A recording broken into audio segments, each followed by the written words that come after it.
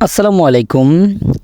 আমাদের বাসাবাড়িতে কুচে মুরগি দিয়ে বাচ্চা ফোটানোর পরে কেন আমরা আমাদের মুরগির বাচ্চাগুলোকে টিকাতে পারি না, কেন আমাদের মুরগির বাচ্চাগুলো 6 থেকে 7 দিন বয়স হওয়ার পরেই মারা যায়, এই বিষয় নিয়ে আজকে বিস্তারিত আলোচনা করব এবং আমাদের মুরগির বাচ্চাগুলো সুস্থ রাখতে ও বাচ্চা মৃত্যুর হার কমাতে আমাদের কোন কাজ ও কোন কোন পদক্ষেপ নিতে হবে, এই সব সকল গুরুত্বপূর্ণ বিষয় থাকছে আজকের এই ছোট্ট ভিডিওতে। তাই আশা করি সম্পূর্ণ ভিডিওটা মনোযোগ সহকারে দেখবেন, আর মনোযোগ সহকারে দেখলে আপনার উপকার হবে ইনশাআল্লাহ। তাহলে শুরু করা যাক আজকের এই ভিডিও। প্রথমেই আলোচনা করি কেন আমাদের দেশি মুরগির বাচ্চাগুলো 5 থেকে 7 দিন বয়সে মারা যায়। আমরা যারা বাসাবাড়িতে অল্প পরিসরে মুরগি লালন পালন করি, আমাদের অনেকেরই খাবার তালিকা, লালন পালন পদ্ধতি, ভ্যাকসিন শিডিউল এবং ম্যানেজমেন্ট ডিসিপ্লিন ঠিক নেই, যার কারণে আমাদের মুরগির বাচ্চাগুলো মারা যায়। আমাদের বাসাবাড়িতে বা খামারে আমরা যখন কুচে মুরগি দিয়ে বাচ্চা ফোটাই, তখন আমরা প্রথমেই একটা ভুল করে থাকি। যেমন কুচে মুরগি দিয়ে বাচ্চা ফোটানোর সাথে সাথেই মুরগির বাচ্চাগুলোকে আমরা প্রথম দিনই মাটিতে ছেড়ে দেই। এটি একটি বড় ভুল। কোনোভাবেই মুরগির বাচ্চাগুলোকে মাটিতে ছাড়া যাবে না।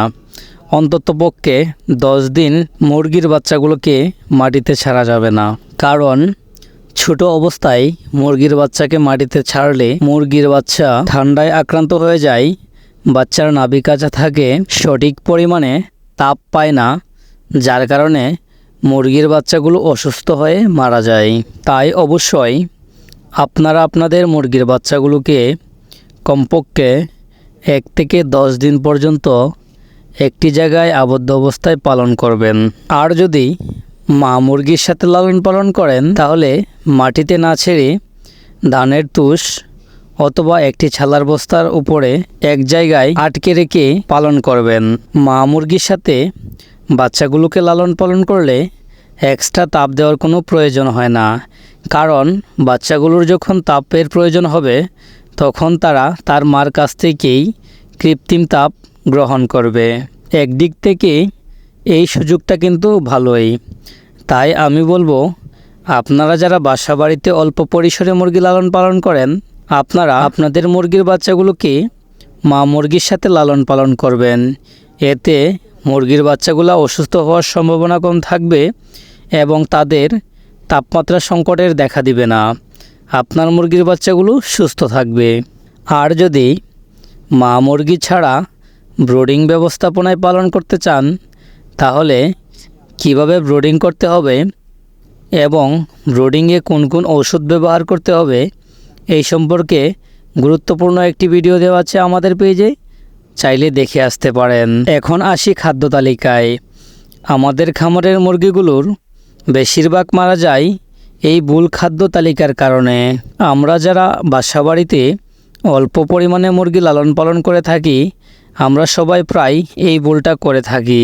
যেমন আমাদের বাড়িতে কুচে মুরগি দিয়ে বাচ্চা ফোটানোর পরেই এই মুরগির বাচ্চাগুলোকে আমরা চাউল খেতে দেই অথবা খুদ খেতে দেই, যার কারণে আমাদের মুরগির বাচ্চাগুলো পুষ্টিহীনতায় ভোগে এবং একটা সময় দুর্বল হয়ে মারা যায়। তাই এই কাজটা বলেও করা যাবে না, কারণ একটি বাচ্চা মুরগি বেঁচে থাকার জন্য তার যতটুকু পুষ্টিকর উপাদান প্রয়োজন তা এই চাউল অথবা খুদের মধ্যে নেই, যার কারণে আমাদের মুরগির বাচ্চাগুলো পুষ্টিহীনতায় ভোগে। ভিটামিন, ক্যালসিয়াম, মিনারেল এর ঘাটতি দেখা দেয় এবং বাচ্চাগুলো আস্তে আস্তে দুর্বল হয়ে একটা সময় মারা যায়। তাই আপনাদেরকে বলবো, আপনারা আপনাদের মুরগির বাচ্চাগুলোকে 1 থেকে 30 দিন পর্যন্ত অবশ্যই সোনালি স্টার্টার ফিড খাওয়াবেন, কারণ একটি মুরগির বাচ্চা সুস্থভাবে বেঁচে থাকার জন্য যতটুকু পুষ্টিকর উপাদান প্রয়োজন তার সবটুকুই রয়েছে এই সোনালি স্টার্টার ফিডে। তাই অবশ্যই আপনারা আপনাদের মুরগির বাচ্চাগুলোকে 1 থেকে 30 দিন পর্যন্ত সোনালি স্টার্টার ফিড খেতে দিবেন। কোনোভাবেই অন্য কোনো খাবার এই বয়সে দিবেন না।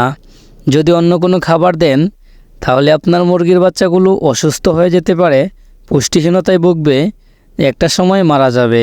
তাই এই কাজটা ভুলেও করবেন না। এখন আলোচনা করব মুরগির ভ্যাকসিন শিডিউল ও মেডিসিন সম্পর্কে। আমরা যারা বাসাবাড়িতে অল্প পরিসরে মুরগি লালন পালন করি তারা অনেকেই সঠিক নিয়মে ভ্যাকসিন শিডিউল বা ডিসিপ্লিন মেনটেন করতে পারি না, যার কারণে আমাদের মুরগির বাচ্চাগুলো ভাইরাসজনিত সমস্যায় আক্রান্ত হয়ে খুব দ্রুত মারা যায়। তাই আমি আপনাদেরকে বলবো, আপনারা যারা বাসাবাড়িতে অল্প পরিসরে মুরগি লালন পালন করেন কিংবা বাণিজ্যিক আকারে খামার করেন, অবশ্যই ভ্যাকসিন শিডিউল এবং ডিসিপ্লিন মেনটেন করে মুরগি লালন পালন করার চেষ্টা করবেন। তাহলে আপনাদের মুরগিগুলো ভাইরাসজনিত সমস্যায় আক্রান্ত হবে না এবং আপনাদের মুরগিগুলো সবসময় সুস্থ থাকবে ইনশাআল্লাহ। ভ্যাকসিন মুরগির নিরাপত্তার জন্য দেওয়া হয়, মুরগির বাচ্চার রোগ প্রতিরোধের জন্য দেওয়া হয়। আপনি যদি সঠিক নিয়মে ভ্যাকসিন না করেন আর আপনার মুরগি যদি ভাইরাসজনিত সমস্যায় আক্রান্ত হয়ে যায়, তারপরে দেখবেন আপনি যত দামি অ্যান্টিবায়োটিক ব্যবহার করেন না কেন, আপনার মুরগির শরীরে কোনো ওষুধ কাজ করতে চাইবে না। তাই অবহেলা না করে অবশ্যই সঠিক নিয়মে এবং ডিসিপ্লিন মেনটেন করে আপনারা আপনাদের মুরগির বাচ্চাগুলোকে ভ্যাকসিন দিয়ে দিবেন। আর আরও একটি কথা, ভ্যাকসিনের বিকল্প কিছু খুঁজতে যাবেন না। ভ্যাকসিনের বিকল্প কিছু খুঁজতে গেলে আপনি লস খাবেন, কারণ ভ্যাকসিনের বিকল্প আজ পর্যন্ত কোনো কিছু তৈরি হয়নি।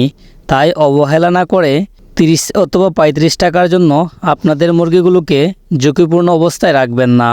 সঠিক নিয়মে ভ্যাকসিন করুন, ভাইরাসজনিত সমস্যা খামার থেকে দূর করুন। এখন কথা বলি মেডিসিন সম্পর্কে। আমরা যারা বাসাবাড়িতে অল্প পরিসরে মুরগি লালন পালন করি, ছোট অবস্থায় মুরগির বাচ্চাগুলোকে কোন ওষুধ খাওয়াতে হবে এই সম্পর্কে আমাদের কোনো ধারণা নেই, যার কারণে আমাদের মুরগির বাচ্চাগুলো অসুস্থ হয়ে মারা যায়। আমরা যখন আমাদের মুরগির বাচ্চাগুলোকে পুঁচি মুরগি দিয়ে ফোটানোর পরে আমরা যদি মা মুরগির সাথে আমাদের মুরগির বাচ্চাগুলোকে লালন পালন করি, তাহলে প্রথম দিন আমরা আমাদের মুরগির বাচ্চাগুলোর রোগ প্রতিরোধ ক্ষমতা বৃদ্ধি করতে এবং অ্যাক্টিভিটি ঠিক রাখতে প্রথমেই আমরা আমাদের মুরগির বাচ্চাগুলোকে লাইসোবিট খেতে দিব, অথবা আপনারা চাইলে লেবুর রসও খেতে দিতে পারেন। 1 টেবিল চা চামচ লেবুর রস 1 লিটার পানিতে 10 গ্রাম চিনি দিয়ে প্রথম দিন খাওয়াবেন এবং দ্বিতীয় দিন থেকে পঞ্চম দিন পর্যন্ত আপনাদের মুরগির বাচ্চাগুলোকে সুস্থ রাখতে কিছু নর্মাল লেভেলের অ্যান্টিবায়োটিক ব্যবহার করতে পারেন। এখন অনেকেরই প্রশ্ন থাকতে পারে যে অ্যান্টিবায়োটিক হিসাবে বা ব্রুডিংয়ের মেডিসিন হিসাবে আমরা আমাদের মুরগির বাচ্চাগুলোকে কোন ঔষধ দিব। আপনারা চাইলে আপনাদের মুরগির বাচ্চাগুলোকে দ্বিতীয় দিন থেকে পঞ্চম দিন পর্যন্ত সিপ্রোফ্লক্সাসিন গ্রুপের সিপ্রোঅ্যাভেট এবং সাথে ডক্সিসাইক্লিন গ্রুপের ডক্সিঅ্যাভেট এই 2টা ওষুধ খাওয়াতে পারেন। যে কোনো ভেটেরিনারি ডাক্তারের দোকানে পেয়ে যাবেন। এই 2টা ওষুধ ব্যবহারের নিয়ম হচ্ছে 1 লিটারে 1 গ্রাম করে প্রতিদিন 2 বেলা, এবং আপনারা আপনাদের মুরগির বাচ্চাগুলোকে প্রতিদিন দুপুরে সাদা পানির সাথে লাইসোবিট খেতে দিবেন। তাহলে আপনাদের মুরগির বাচ্চাগুলোর রোগ প্রতিরোধ ক্ষমতা বৃদ্ধি পাবে, গ্রোথ হরমোন বৃদ্ধি পাবে এবং আপনাদের মুরগির বাচ্চাগুলো সুস্থ থাকবে এবং দ্রুত বড় হবে। 6ম দিনে আপনারা আপনাদের মুরগির বাচ্চাগুলোকে BCRDB ভ্যাকসিন করে দিবেন এবং এরপর একদিন আপনারা আপনাদের মুরগির বাচ্চাগুলোকে লাইসোবিট এর পানি খাওয়াবেন।